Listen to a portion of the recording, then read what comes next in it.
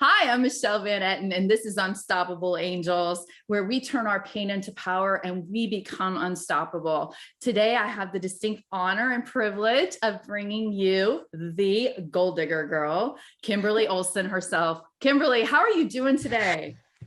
I am so good. I'm so excited to be here. Thank you, Michelle. Thank you for coming. I'm so glad you are here. So tell my audience a little bit about yourself. Sure.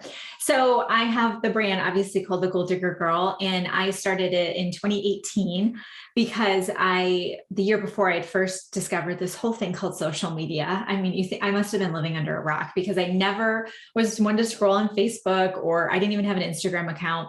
But when I got into network marketing, I quickly realized that I was not the type of person who was going to spam people or just put up those kind of posts that just didn't feel really good, because I wasn't already on social media. So it just seemed really incongruent.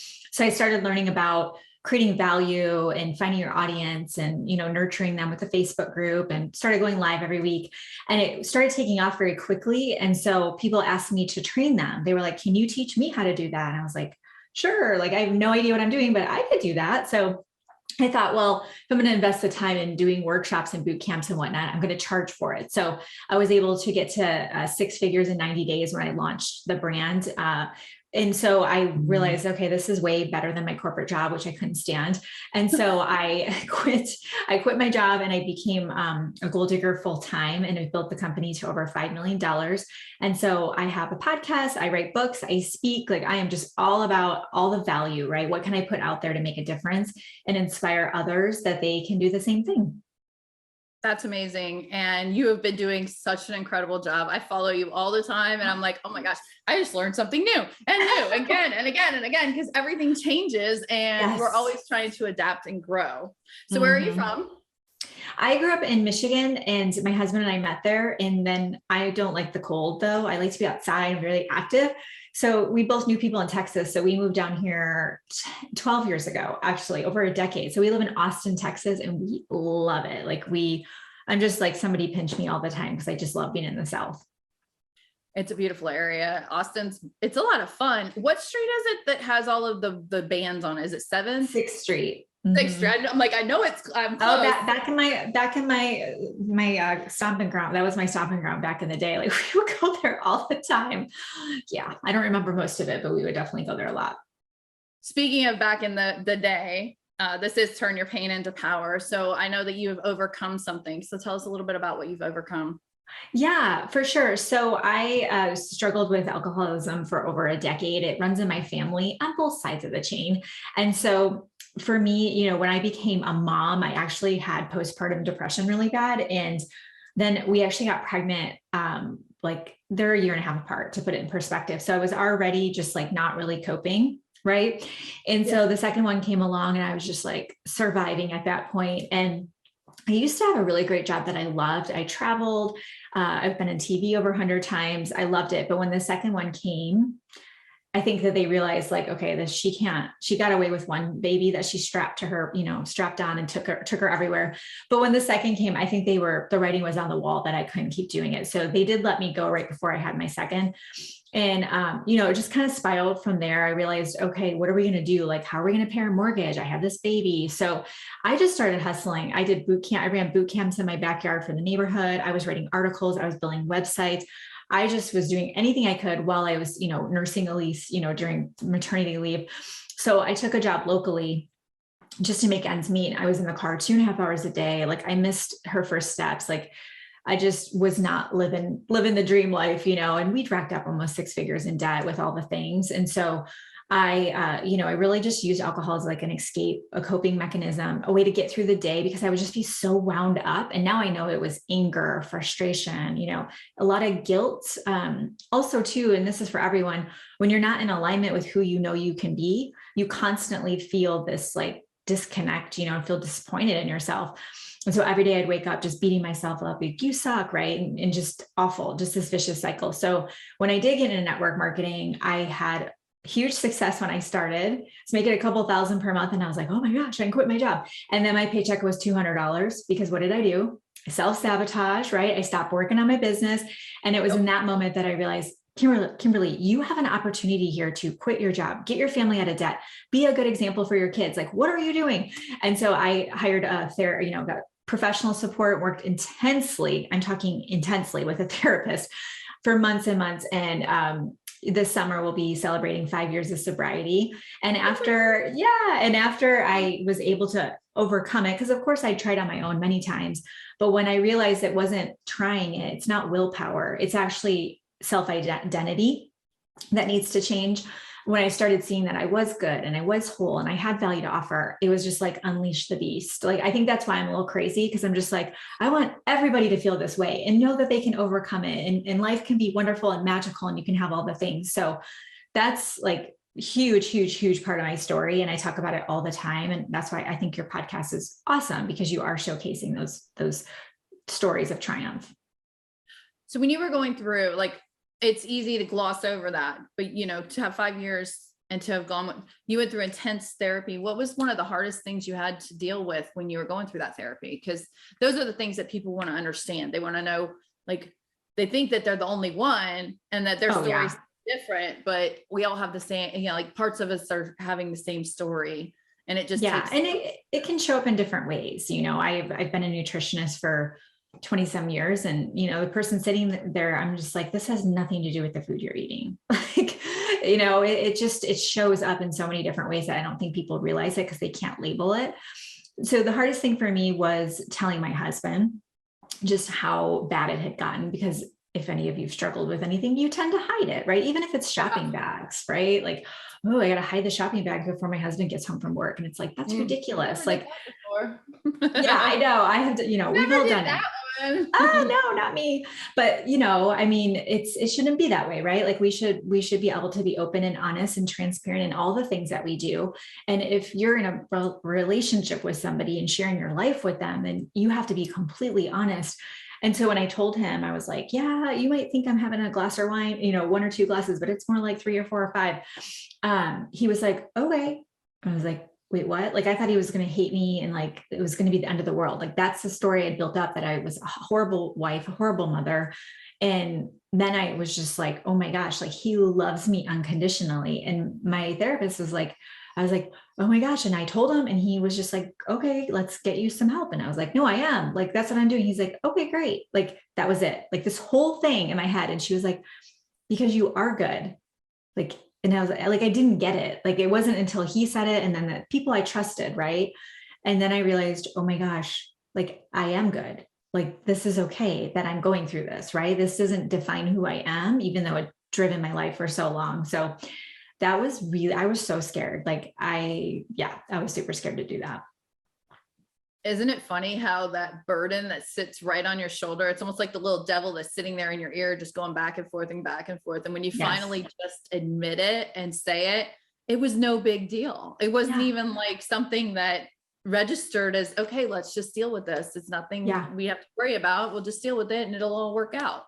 Absolutely. It's crazy how that works. It is. I had to have a conversation with my own daughter about that. And I'm, like some of the things I did in my past. And I thought she was going to just be like, oh my God, Mom, just never mention that. Don't say a word. And almost unfortunately in my place, she was like, Mom, that's cool. And I'm like, okay. Social media. What am I supposed to do? I feel like that's not what I was thought you were not what I was aiming for. I was aiming for shock and awe and it'll be okay. And I mean, she's 16. What can I expect? Today was her last day of school, but it was funny. And I had built that up for years as just being the worst thing on the planet that I would tell my child. Yeah. And then it wasn't. And so if you could give somebody some really great advice, and it's I'm going from your business, because in 4 years, in 4 years doing 5 million, that's insane. Mm-hmm. What are some of the stumbling blocks you ran into along the way? I mean, obviously, when you start to get bigger and boldly build your audience, that's because you're standing up for things. Like you can't be, want to please everyone, and you can't be shy about your story. You got to be vulnerable. You got to air your dirty laundry a little bit, but also you need to make a stand for things. And that means that people won't like you.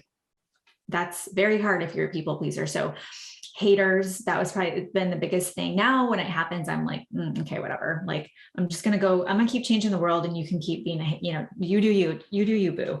But I've had some, like, we had to send a cease and desist letter out one time because it was so aggressive. It's hard when you're just, you're trying to do good. The other thing that's been really hard is the money mindset to catch up with the income. So my first full year, I did $250,000. I just had a VA with me. I did $250,000 and I had no money. Like, how do you make, my first job was like, when we moved to Texas, I was making like 30-some thousand a year. I'm like, how do I not have any money? Well, I realized I had to work with a mindset coach, but I realized I was self-sabotaging. Like, I was spending money like it was the freaking, like, ooh, dollar bills, yo, I was just like spending the money. I was embarrassed about it. Like, when people would ask me what I did or about the things we had, I was embarrassed about it. I felt very uncomfortable talking about money. And so when I did that work, the next year we did 1.1 million. And I know it's because, of course, I did some things to scale my business, but I know for sure, like, and even now I'll notice where I'm like holding on, right? I'm like, oh, we need this much cash in the bank. It's like, no, you can spend part of that. Like, it's okay. You know what I mean? Like, I noticed that too in myself. So that's really hard. Like, if I grew up with no money, and that's your identity for decades, and suddenly you have money, or you want to make money and then you don't, you wonder why. It's probably your money mindset. Like, what? Like, you gotta do some work there. As I can tell that you've done a lot of work with coaches, and I hear you talk about coaches regularly. Yes. When you were dealing with your mindset coach, what was the very first block he had to get you over? She realized quickly that I was definitely very uncomfortable with money. So it was like, okay, well, what is that? What are you uncomfortable about? Well, what are you doing that's demonstrating that? And I was like, well, I'm spending, right? Like, it was like, if I got it, I had to spend it, get it, as fast as I could, because I don't have money. And then the other thing is talking about certain things, like, or for me, like, if, I'm in the car pickup line and I'm in a brand new white Lexus that I paid cash for. Well, everyone's thinking, oh, she's a soccer mom and her husband's the breadwinner and she doesn't work. She just goes to Pilates every day, which, if you do that, rock your bad self. But like, I had all these stories about what people thought about me and my Lexus. And it's like, no, I earned it through the company I was with. And then I paid the whole, I paid cash for it just so I didn't have that payment.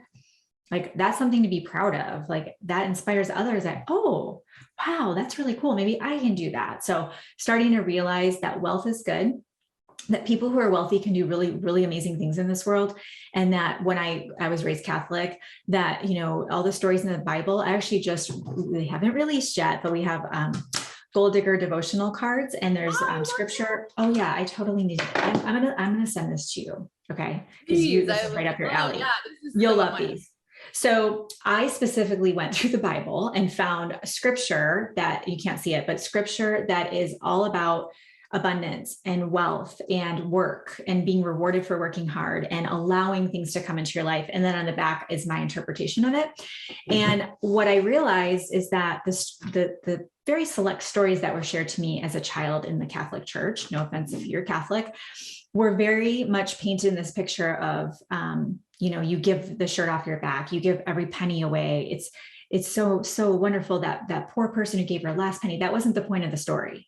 Like, think about it. If you receive blessings and more blessings, that's because God trusts you with the money. I'm a good steward of my money, so he's going to keep giving me more because he knows what I want to do. I've got huge, huge, huge financial goals for other people. I'm good. I'm taken care of. I want to bless other people. How can I do that if I'm living paycheck to paycheck and telling myself that money's evil? Like, that doesn't make any sense. But that was literally the thoughts I had. My parents always said money doesn't grow on trees. Yes. Oh my God. Yep. I hate that saying.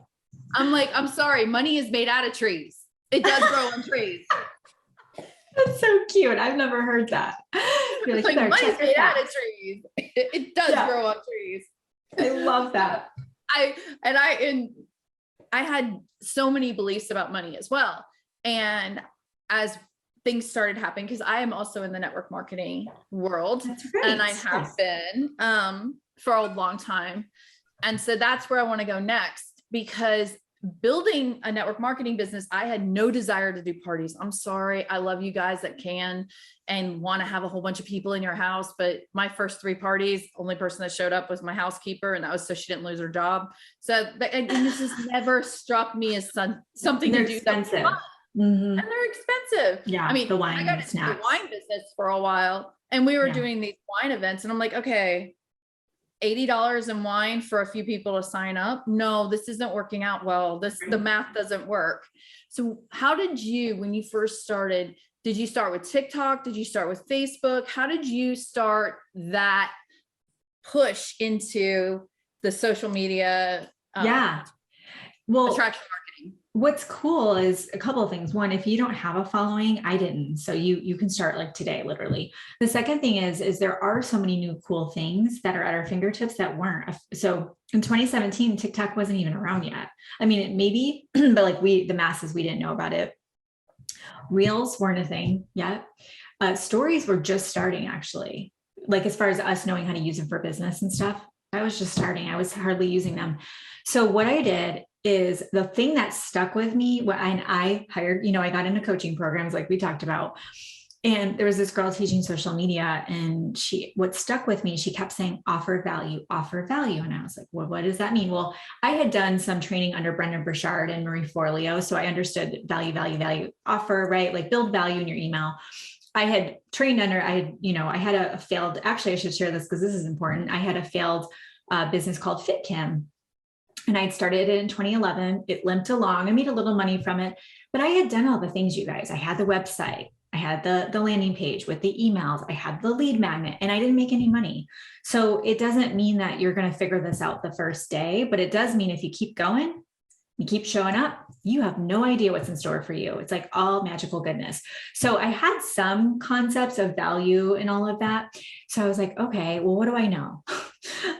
Nutrition. I have PhDs in natural health and holistic nutrition. So I'm like, I can talk about stuff that I taught my clients and, when I've spoken. So I just started going live every week, and it was in my car, my lunch break, like nothing fancy, like your fancy background. And I look back and I'm like, they are so bad. They're all there if you ever want to watch. They're on my personal profile. They are so bad. No makeup on. I look like I just got run over by a truck. I had no notes in front of me. Like I was just like, hey, let's talk about lemon water and how it detoxifies. And no one would be on, right? And the next time I would do it, there'd be, 2 people on. They're just curious. The next time it was like, 70 replay views. And I'm like, 70 people watched my video. So I did that for a few weeks. And then people were asking, they're like liking the tips. So I was like, hey, what if I started a Facebook group and I coached all of you for free for a month? Because I was thinking value. I'm going to coach you for free for a month. It's called All In with Kim. If you come in here, I'm going to hold you accountable. I'm going to give you tips to stay motivated. I'm going to go live every week, and we're all going to set goals for the month and then celebrate at the end. That was it. Like there was no plan. And I had like 100 people that said yes. People who knew me, knew people that I was friending, because I started friending people. And I did that. I coached them free for a month. And at the end, I paid attention, and I realized these people didn't know how to set goals. They didn't know how to cast a vision for themselves. They didn't know anything about business. And a lot of them were entrepreneurs or trying to be. So I was like, well, I'm learning this stuff. Maybe I can teach them. So I said, do you guys want me to do a vision board workshop? I'm going to charge $15 for my time because it's a Saturday. And I had 30 people, and I made $450. And that's when I knew. I was like, it's on, like, bring it on. Like if I can do that, then I can go bigger and bigger and bigger. And so I just started offering things every month. That's so cool. Okay. That's the one that didn't work out or did you switch it from that to what you do now? That's what worked out. Yeah. So before network marketing, I had the FitCam, and I put that on the shelf. I had the babies, and I was going through all that. And I don't know if any of you have had that happen where you just put it on the shelf. You're like, I can't right now. It's not going to go away. You're going to have to dust it off the shelf. So just don't put it on the shelf. Take my advice. But I did. I put it on the shelf, and then the network marketing came, and I was like, okay, maybe this is my vehicle. And that's how I got into social media. Mm-hmm. That's awesome. Network marketing is, I think, the best vehicle around. And I definitely agree with getting coaches, because if you really want to build something, you need to get out of your own way. And we tend to be in our own way a lot. And And also too, well, Michelle, you can probably attest to this. So this is what I think. A lot of people stumble into network marketing. It's like accidental entrepreneurship. The nice thing is the lowest barrier of entry. So anyone can come in and learn. But what people think is that they're just going to be successful. And the fact is most people are not successful. But also if you look at the coaching business, most people are not successful in coaching. If you look at becoming an artist or a singer, most people don't make it. So it's not network marketing. The difference is those that invest in coaching learn how to do it the right way. They fast track their success.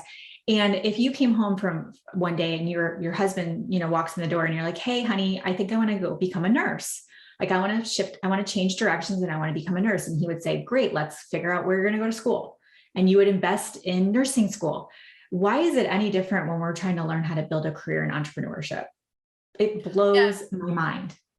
Yeah, I always tell people, I'm like, I didn't learn overnight how to do this. And I learn every single day. Like we're playing with that immersive background. Yes. I don't know if everyone, you need to know this. Zoom has something new. It's called the immersive background.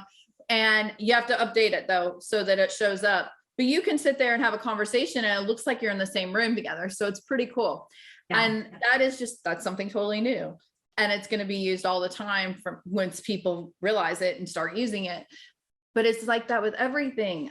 Social media is changing so quickly. If you do not have somebody on your side that's actually going out there and finding all the new stuff so that they make it easier for you, so your job is quicker, it'll take you 10,000 hours to perfect it, unless you do get a coach that can walk you through it. And I know you're an amazing coach and you have some great programs. So why don't you tell us about some of these amazing programs you have? You're so sweet. So I have coaching programs that are 12 months long. Our flagship is called 6-Figure Breakthrough Business Academy. So it's for those that are in network marketing, direct sales, online entrepreneurs who are either getting to 6 figures or are there and need to scale. So a lot of leaders will get there and they don't know how to duplicate it or keep it going. I have Ignited Life Coaching is for those that want to become certified coaches. Our programs are dual accredited. And then we also have an influencer program. So those that want to get into affiliate marketing, we teach them how to do affiliate. And then I have a membership group called Gold Digger University. That's kind of our starting point. It's just like a vault of all of the stuff I've done. So they can access, they want to get automation in their business or learn Instagram or productivity or, duplication, that kind of thing. That one's great for people who are just like getting started. So if people want to find you, Kimberly, where do they go? So if you want to check all that out, go to thegoldiggergirl.com. It's GOAL. And then you can always shoot me a DM on Instagram at the Gold Digger Girl and just say, hey, Kimberly, I saw your podcast. I'd love to know more. And we'll get you plugged into the right place. And we'll also have show notes that will have all of her information on there so that so you guys can connect. Kimberly, I want to thank you so much for being here. Kimberly Olson, you are amazing. And I feel like I got lit today. So me too. I love it. Thank you so much for being here. And I hope you have an amazing day.